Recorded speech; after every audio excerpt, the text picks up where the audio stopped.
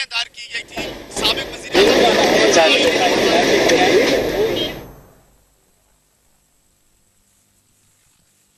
जो कि 3 दिन मुसलसल इसकी समाअत होती रही और 5 रुकनी लार्जर बेंच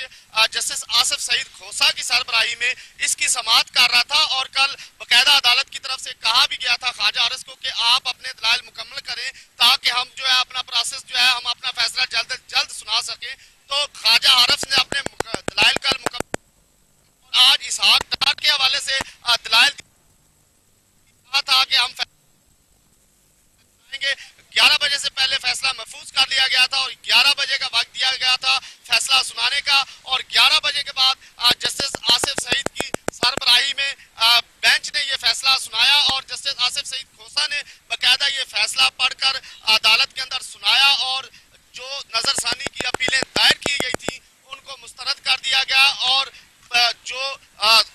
अदालत में कहा गया था उसके मुकम्मल तौर पर जवाबात भी दिए गए। अब नजरसानी की अपीलें जो दायर की गई थी वो मुस्तरद कर दी गई और जो जजेस ने पिछले बेंच का जो फैसला